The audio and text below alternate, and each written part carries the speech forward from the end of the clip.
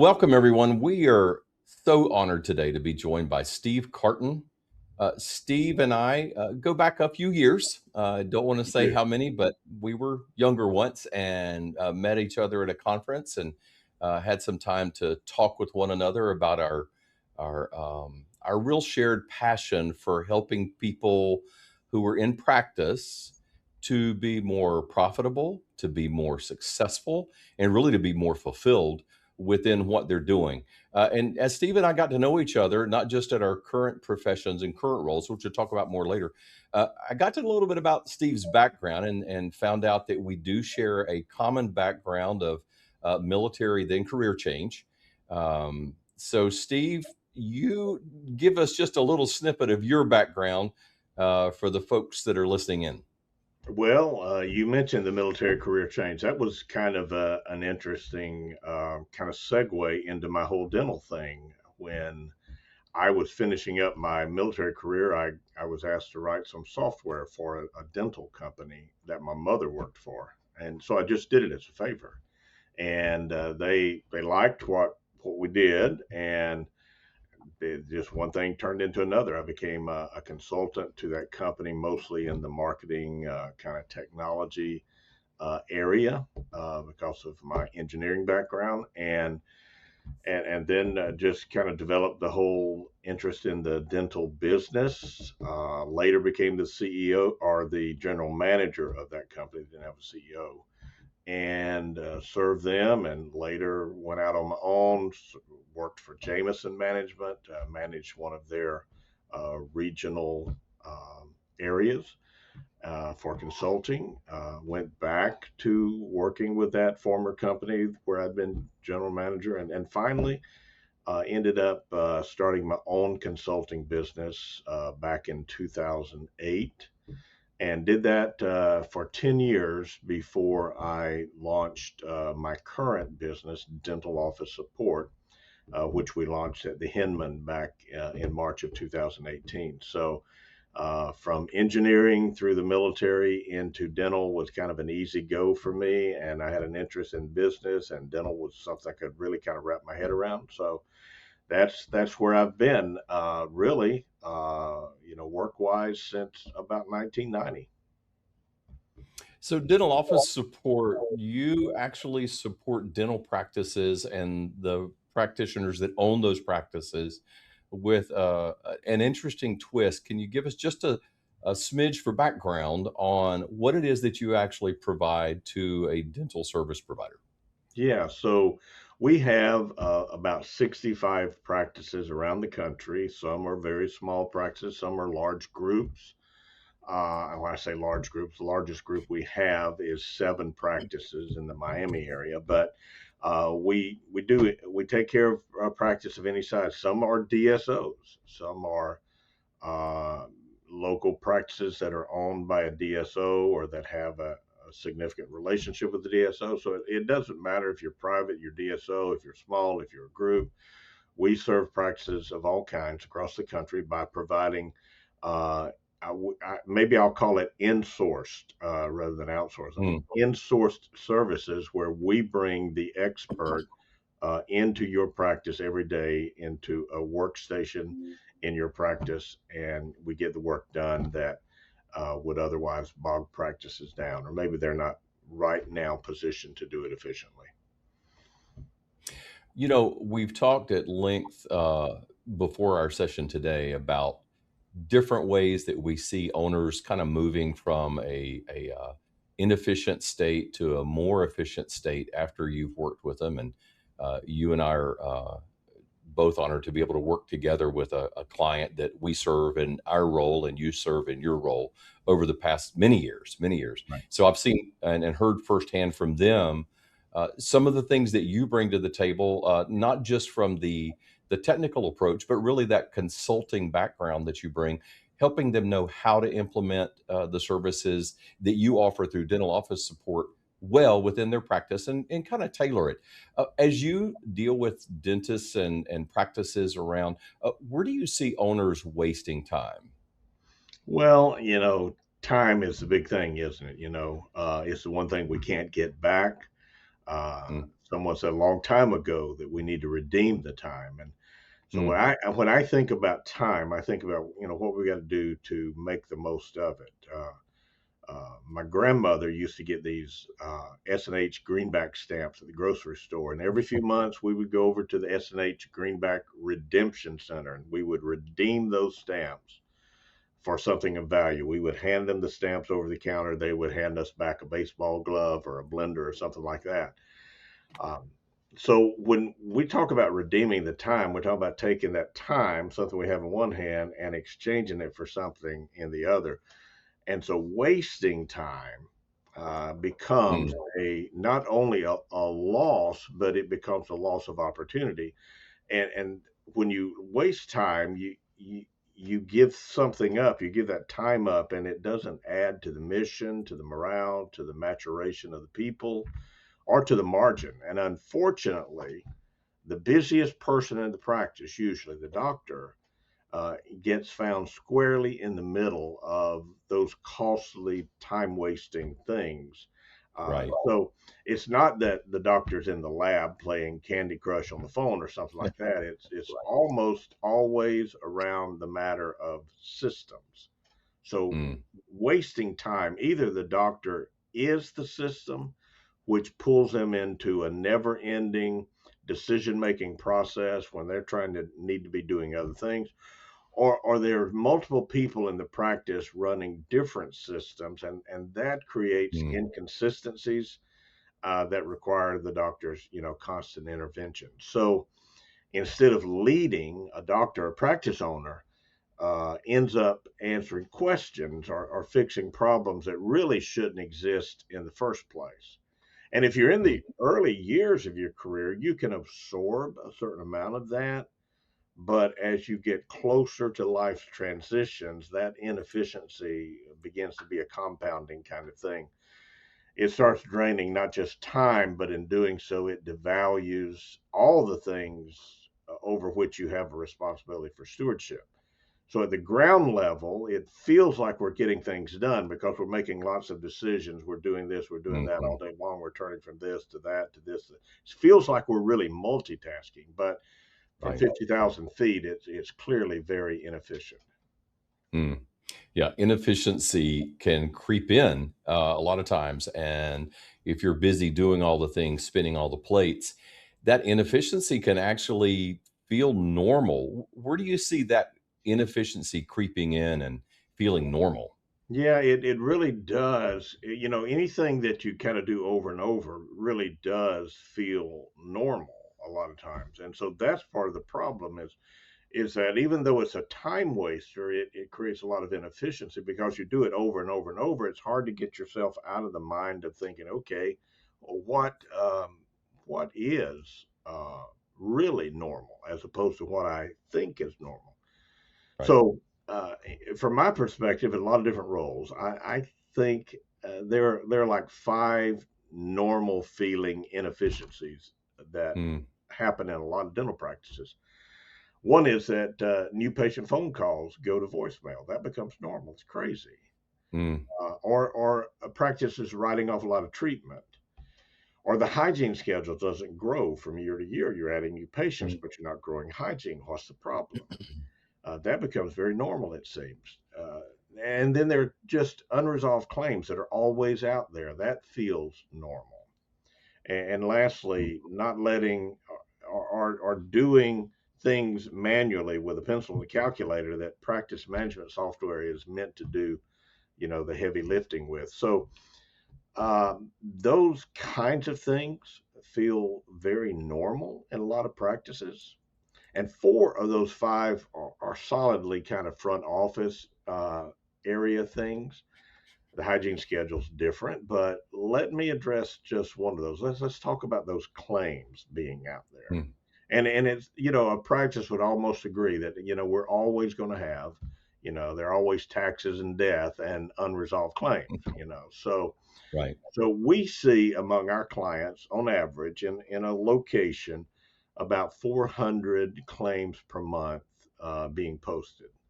So if you think about that, 400 claims per month, and and you realize that a lot of things can cause a claim to go off track at the beginning. An incomplete verification, inaccurate data entry, inadequate documentation. Mm, All of those things and more can cause a claim to go off track. Uh, but a number of important things need to happen to get a clean claim out the door. Now, mm, insurance carriers take a bad rap, and admittedly, some of it's deserved, mhm, but largely claims are paid when a complete verification has been obtained, properly documented, and implemented in the practice management software. It gets paid. It's almost a given it's going to be paid. Now, there's some exceptions, but we're talking 98% of the time it's going to happen. mhm, But it's commonplace today for practices to have a lot of unresolved claims and point their fingers at the carrier. mm, So anything that creates a kink in the workflow is costly. And let's just say that it's easy, and it is, for 5 extra minutes per claim on average to pile up. It might be 35 minutes on some claims, might be two on others. But on average, let's just say 5 minutes on those 400 claims uh, that should be paid 90% the first time around. Well, that is a lot of money. And if an mhm, insurance manager is making like $35 an hour, maybe, that represents actually $1,000 a month that's wasted just to get the normal work done that could have been gotten done properly the first time around. mm, So the sneaky thing is that both inefficient claims and that whole matter of systems, they chip away at the things that practice owners value. They chip away at time, they chip away at people, and they certainly chip away at margin. mm, And mhm, that's where the operational friction quietly eats away at things that are ultimately more important. The heat of that friction burns up time, it burns up opportunity, and it burns up revenue. mm. Well, it sounds like there's a lot of room for improvement within a lot of practices that maybe just have seemed normal. But what do you see as far as the revenue that's actually lost due to either insurance or insurance claims issues like this? Yeah, that's a great question, and because that revenue is lost in little leaks here and there, Hmm. it doesn't like show up with its own line item on a P&L. Right. So it's sizable. When you look at the data, most sources would put the loss from billing inefficiency somewhere between 5 and 15%. Mm, A common site folks are aware of is Doctor Bicuspid. They land it right around 10%. And I think mhm, that's fair. I think I would maintain that 10%, that 10%, assuming that's correct, I believe it is. I would say that 10% has two sides to it. First, that loss isn't because the dentistry wasn't done. Doctors are always trying to get things scheduled, but that loss is not because dentistry wasn't done. It's because the system for getting it paid has broken down. So mm, it's not a okay, production problem, it's a right. process problem. And the second side of that 10% is what it actually cost the practice. So now your team is tied up chasing claims and handling collection issues instead of serving patients, instead of filling the schedule or even answering the phone well. So that is a cost, a real cost. And that's where the real cost shows up, because it's not just lost revenue from not getting paid, it's lost opportunity to pick up the phone Mm, and mhm, schedule a new patient. You can't do that when you're in the middle of a 20-minute call with an insurance carrier. right. So an opportunity to build, or it's lost opportunity to build patient trust with clean financial systems, rather than trying to buy patient trust by writing off services. It's just a crazy way of trying to get back to where you should be. Or it's even lost opportunity to build relationships with patients while the software does the heavy lifting. There are things can get very hectic in a dental practice. You're up front, all of a sudden, 3 patients show up at the front desk at one time to check out. And that's not when you want to be taking a pencil and a calculator to revise a couple of treatment plans and give patients some good faith estimates. You need to be engaging with the patients. You need to be building value, building goodwill, so that that next visit is more guaranteed, is happily scheduled. So so let's agree that that if you lost 10% of revenue due to inefficient insurance management, that the scarier reality of that 10%, and let's call that 10% an expense because Mm, it cost something. It took money out of the cash flow.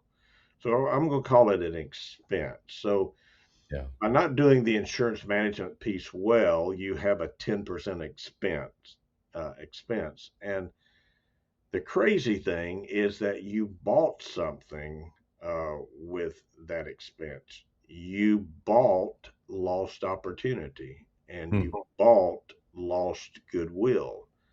So now that expense just keeps getting deeper and deeper and deeper. You get further in the hole. It's not just a production problem, it's a process problem. Right, right. That certainly makes sense, and that resonates within what we've seen. Um, where do you see a strong insurance management system? When you see that, what does that look like to you? Well, there are a lot of components to that, Rusty. So when you have a very good insurance management system, it recognizes that the practice, the team, the doctor's reputation, and the patient all have a vested interest in things going right. Mm, hmm. And so nobody likes financial surprises. I don't think you do, unless it's maybe, Ed McMahon used to a long time ago show up at your door, knock on your door, and give you that Yeah, $100,000 check from Publishers yeah, Clearinghouse. that'd be a good surprise. Sure. Did you Yeah, get that one, by the way? Did he ever show up at your door? not so far. Still waiting. Yeah. Yeah, he never showed up at mine either. I think he lost my address. But I have had financial surprises in the form of an invoice or a statement that comes to my door that says, in my mind and in the discussion that was had at a practice, I owed $120, and Mm, now all of a sudden the statement shows up and I owe 210 because now hmm. insurance didn't get paid. And so those are the kind of surprises we're talking about here. They're Mm, different from the good surprises. They drain time. They negatively impact the morale of the team right. because now they're spending time chasing answers from carriers. They're doing things that are difficult to do that shouldn't have to be done. And those surprises also hit the patient directly in the pocketbook. And they shape how patients feel about the practice, about whether they trust you, whether Mm, they're going to wow. recommend others. I mean, we don't recommend our family and friends to places that surprise us with financial things. Mm, right. And so Oh, I know. Yeah. it really begins to impact the practice and the ongoing livelihood and growth of the practice. Now I'm going to give you an illustration, and I'm going to use the word money in this illustration. But when I do, Rusty, I want you to think about other things rather than money. I want you to think about reputation. Mm, I want you to think about team morale.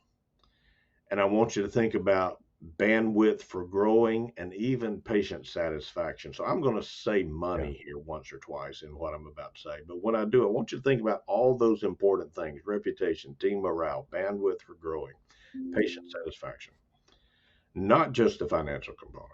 So, Right. so here goes. There are only two reasons, and two reasons only, why patients owe a dental practice money. Number one, you didn't collect an appropriate patient portion at checkout. So Mm, that's one. And or could be number two as well. Number two, you expect insurance to pay something that it won't. Mm-hmm. So here's what's interesting. There are also two things that prevent that from happening. First, you need an exhaustive insurance verification with coverage, with processing guidelines, administrative details, patient history, remaining benefits, and the correct fee schedule. And second, that plan has to be entered into the practice management software in detail to include exception tables with a clean, predictable PDF that your team can look at, review for just 30 seconds before they finalize a treatment estimate. So, when it comes to insurance management, we are definitely in one of those garbage in, garbage out situations. If you don't have the right thing going in, there's only two reasons why they owe you money. It's because you didn't collect the right amount of money, or you expect insurance to pay you something it's not going to pay you. And if you don't have the right input on the front end of that conversation, the back end of that conversation is way more costly to Mm-hmm. manage. And so you get this garbage in, garbage out situation. And just, you've seen it. You drive down the highway and you get to this big patch where there's just garbage everywhere. It's obviously something blew off of a truck, or something blew out of somebody's trunk or something. So, like the garbage that you see scattered on the highway, when something falls off a truck, it takes a lot more time to clean it up than it Mm-hmm. would have taken to secure it properly in the first place. Yeah, So, that makes sense. getting I it know that, right on the front end, yeah, is right. the answer to not having to spend a lot of time on the back end. Very expensive time on the back end cleaning it up. Well, whenever you're going to have to clean something up that really should have never been there in the first place, it's going to take up staff time for sure. Yeah, As you're looking at a practice, do you see spots where practices are maybe overly dependent on particular staff for what they're doing currently? yeah, that's definitely a big player here, Rusty. In the corporate world, and even in small business, you can purchase what's called key person insurance, and that's Mhm. an insurance policy you have on that person to sustain the business through troubled times. Let's say the Mhm. leader, the CEO, the owner, the president dies or disabled. Right. In a similar way, that key person risk exists in a dental practice, but it goes beyond death or disability. It's not just am I worried this person's going to die or this person's going to be disabled. It includes something that's far more common in dentistry, and that is someone leaves. Mhm. Maybe they just walk out after a bad day, and that key Mm. person takes with them all the systems, maybe in their head. In Right. the back part of the office, it could be a trusted assistant, or it could even be a long term hygienist. Mhm. Now, up front, some say, well, that's got to be the office manager. That's a little harder to pin down because office manager means so many things in so many different practices. Some offices, that's just a title for the most senior person. But when Right. you get to that person who is filling what we call the insurance coordinator role, now we're talking about something that's more consistent from practice to practice. If Mm. a Mhm. practice is totally fee for service, accepts no insurance, that's one thing, but very, very few of those out there today. If a practice is involved in insurance networks consistently, whether that's a small practice, a large group, these roles look very similar. And that is someone that needs to be involved on the very front end of the revenue cycle all the way to the back end and know what's going on. So when that person disappears, even temporarily, it can create real anxiety for the doctor or anybody else that's trying to hold things together. So A doctor can lose a capable insurance coordinator, uh, and that coordinator, like the doctor we talked about at the beginning, who is the system, Mm-hmm. that capable insurance coordinator has become the system for insurance coordination. So when they lose that person, they lose a lot. That person knows the employer plans that are routinely in and out of the practice. They know the nuances of the networks the practice is in. They know the credentials for getting into the carrier portals. I mean, everything Right. Right. walked out with that person. And so then one day they're gone and no one knows those Mm. passwords. They can't get into those portals. Nobody can download the EFTs to process the payment. No one knows how to enter plans in the software, submit claims on this new claims processing software. So that person just walked out the door with all that knowledge. Mm. And you see, prior to that, it felt efficient because that person was getting the job done. Right. And it feels efficient until it's not, you know? And if that person's out for a week, leaves the practice, or gets overwhelmed by growth, things start to slip, claims slow down, AR increases. Now, suddenly the doctor realizes how dependent everything was on that key person you mentioned. And worse, it's like someone has slowly begun turning the spigot off for the cash flow. It's Yeah. not just insurance revenue that's tied to claims that are not going out and getting paid. Because all too often practices have told patients, well, we'll wait to settle this, settle your account until the insurance comes back. So it's not just the insurance portion many times that's shut off in the cash flow, it's the patient portion as well. When insurance AR piles up, patient AR piles up on top of that. Mm-hmm. And so it's a double-edged sword, really. Um, so I like to compare that insurance coordinator role to like the conductor of a symphony. Uh, the best conductors aren't the soloists who steal the show. They're the Mm. people who have a working knowledge of all the instrument families and how to direct those instruments and how to pace them and ultimately how to create the most memorable effect on the audience. And so we're going to call the audience the practice. So that's what that insurance coordinator is there for. She knows all the ins and outs. And she's not the person who does it, or maybe it's a he, is not the person who does it. That insurance coordinator is the person who coordinates all of the things so that it has the best effect on the practice.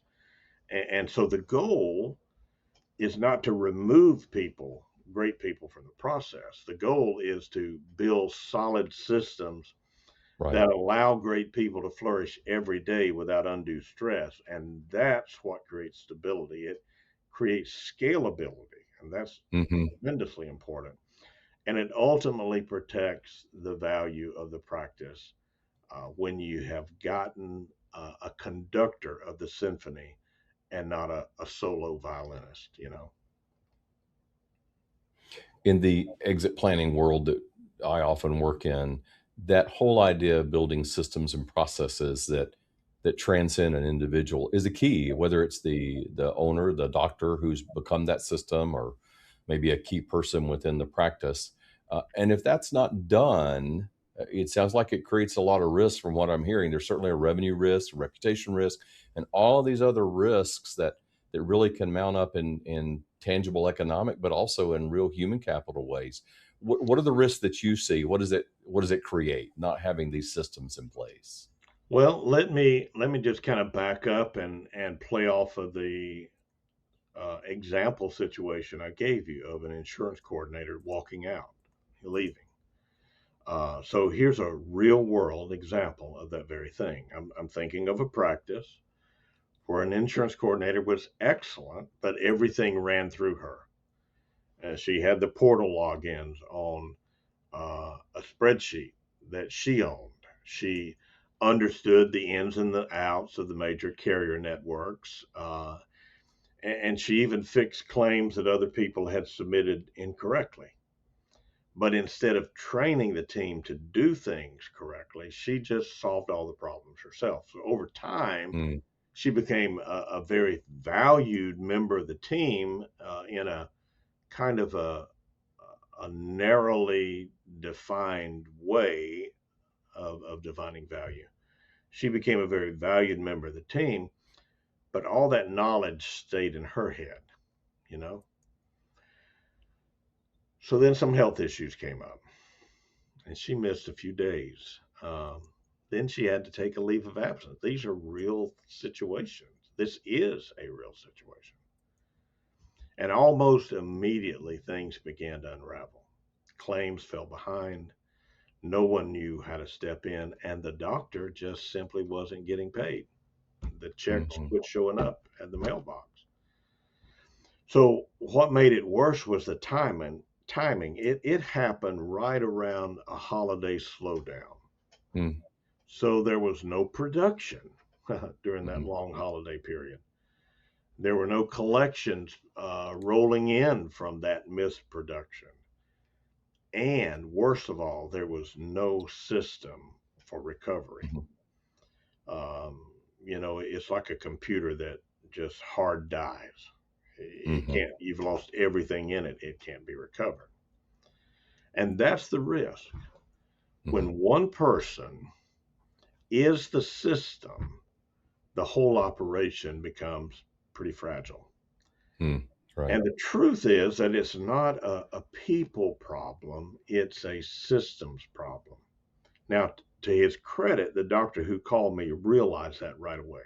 You know, he told me he had wished he had taken a different road months early when the first signs of slippage began to show up.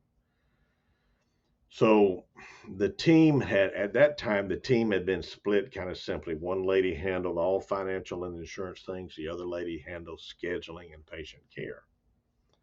So now suddenly they were 50% capacity staff Mm. wise for administrative functions. They were at 50% capacity, but that one person was now working, doing the work of two people. And worse, she had no idea how the other half of the work was done. Right. Right. So when one person is the system, losing that person doesn't just create stress, it creates a lot of it for sure, but it exposes how little systems you really had in the practice.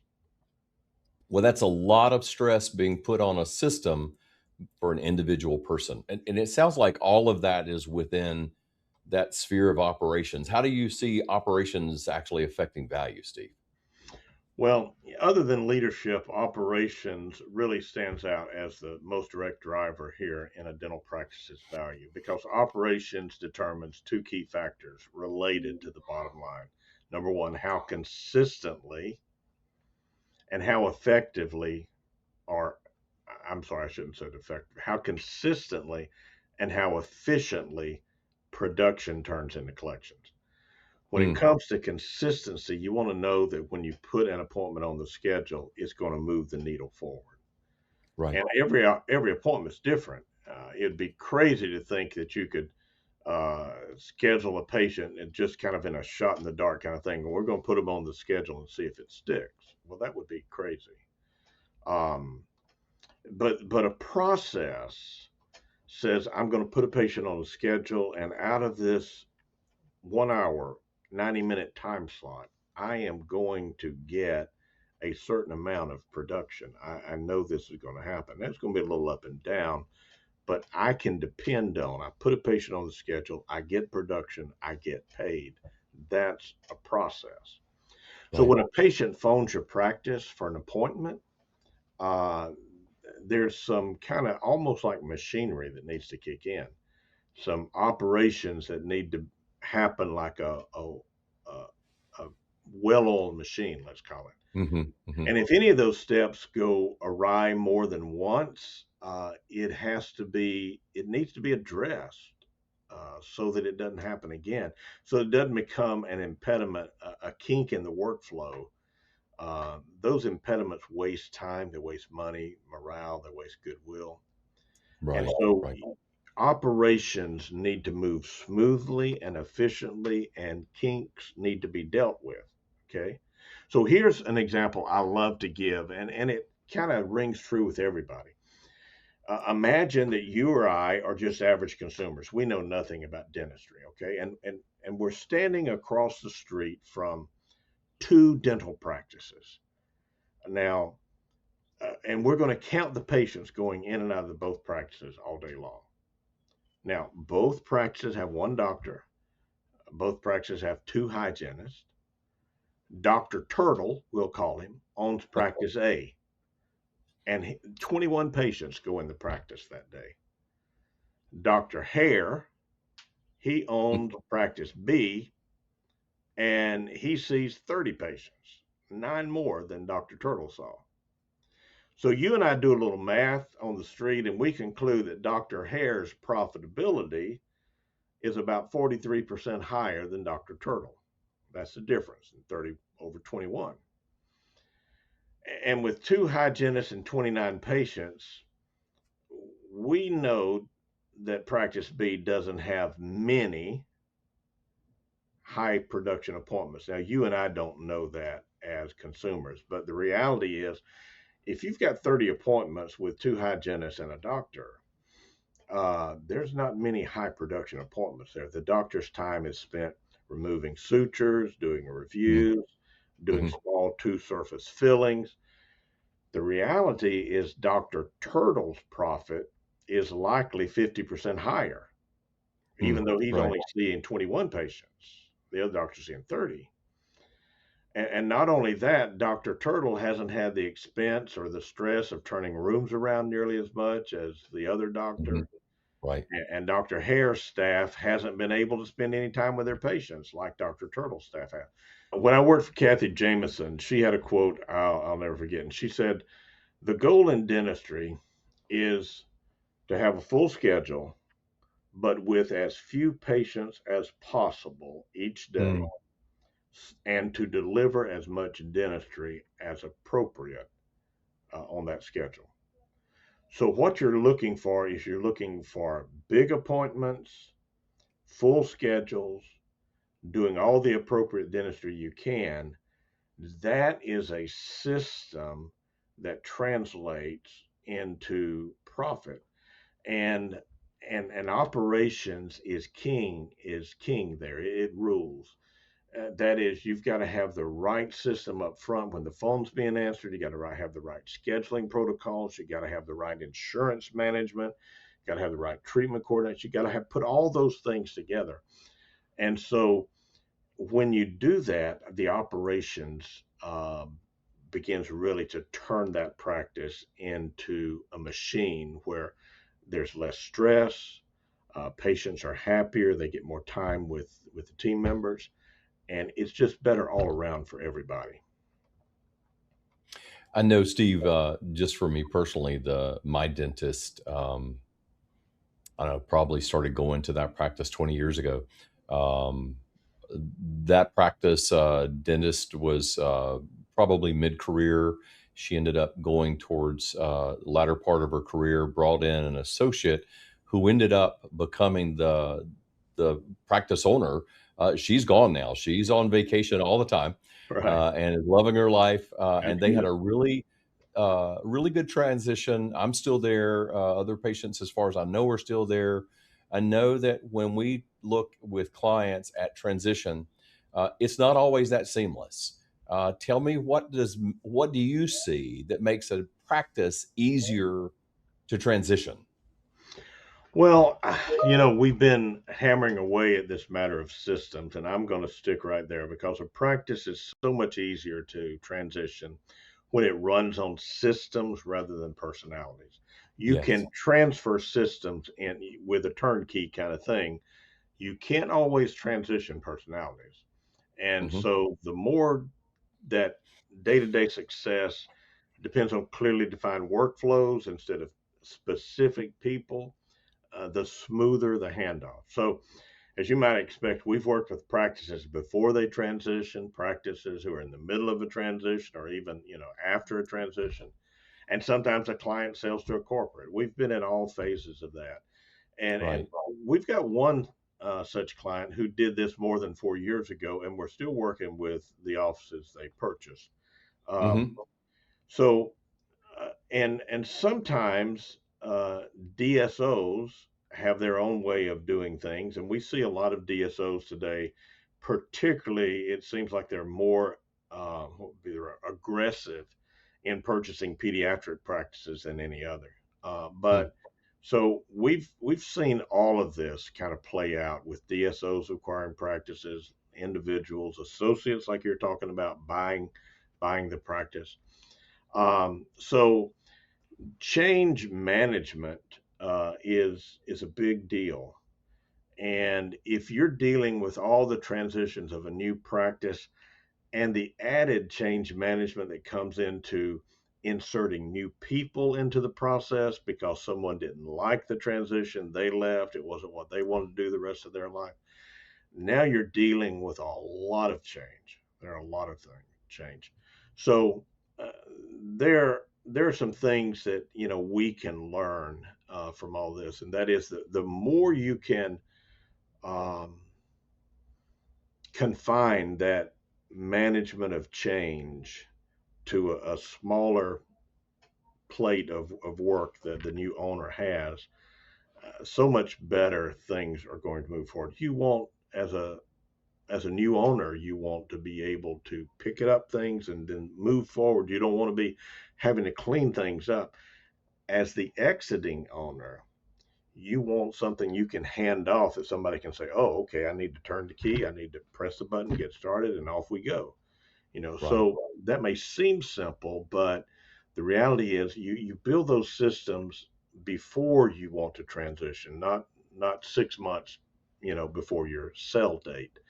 You begin building those systems 3 to 5 years before, so that you've got something clean, Right. easy to hand off. And it ultimately comes down to this: can the next owner step in and run the practice on day one without guessing how things work? That's Right. that's the key. So, Steve, as we finish up our conversation today, we do a lot of work with that 3 to 5 years out, all the way through transition for dental practice owners who are wanting to sell their practice, and of course have what we call max exit. They want to be as successful with the handoff as possible, receive the greatest reward for the efforts that they've poured into it over time. I know that those dentists, those practice owners are really at their top of their game, uh, that's impacted by their leadership and their stewardship of their practice. Why don't you share just some closing thoughts about how that impacts performance and transition and all of those things from your perspective and years of seeing this much more up close than I do? Yeah. Well, thanks, Rusty.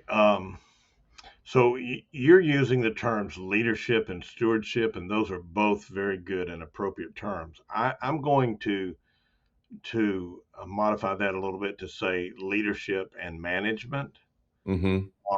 because in stewardship, that's what we're talking about. We're talking about being good stewards of what we have, managing those things in such a Right. way that they grow or they flourish or they provide, real life satisfaction. So I'm going to talk about leadership and management. Ken Blanchard, who wrote The 1 Minute Manager and is author of something called situational leadership, that's been highly Hmm. successful for decades. He says that leadership and management are really two sides of the same coin, and and I believe that's so true. Uh, few are the dentists who could honestly say they only lead and someone else manages. Hmm. The Right. nature of most dental practices is that while we acknowledge the owner is the key leader, we understand that this leader lives and works in very close proximity to all that's going on, and it's hard to escape being a manager. So it's Hmm. leadership and it's management. Hmm. So leadership reduces that key person risk we talked about. Right. When knowledge gets documented and shared, the practice becomes resilient. And when it isn't, one departure can destabilize the entire operation. So it's a matter of leadership. And then all of that ties into long term value.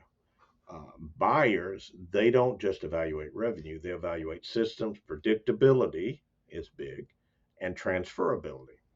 So a well-led practice runs on processes, not personality. And in that sense, leadership creates financial optionality tomorrow. You Mm. know, if Hmm. I'm leading correctly, I'm giving myself a number of good options tomorrow.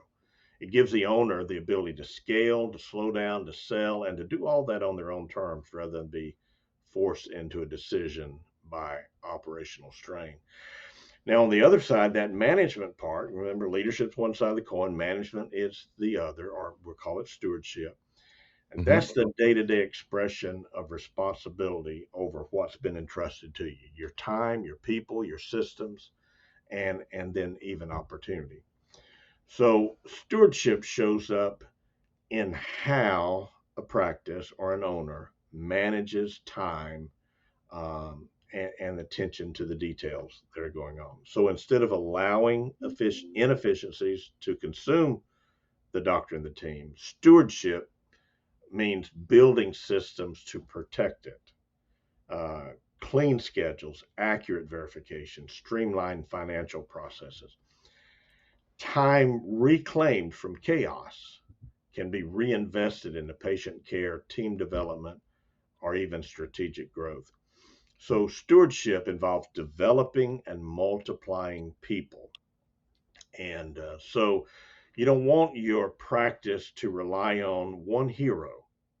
Right. You need your training to be intentional, your knowledge to be documented, and team members then get equipped to grow in skill and to grow in responsibility. So that reduces the fragile nature of the practice that you're handing off. So here's the big point: systems and performance will always lag in an environment that's not primed with team development. Mm. So Hmm. if you're not focusing on developing your team, you are going to be not focusing on systems. You're going to be not focusing on performance. The stewardship of the people requires that we have clear systems so they know the boundaries for operating and we can Right. have success at the next level. But if systems are all over the place, the development of people is going to get exponentially complicated.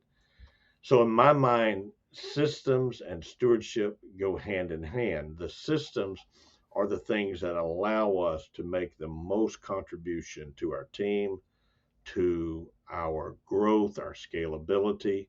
All of those things work together so that we can manage the the resources that have been brought to us. Okay, so stewardship, lastly, maybe is financial integrity that we have and the follow through on behalf of the patient.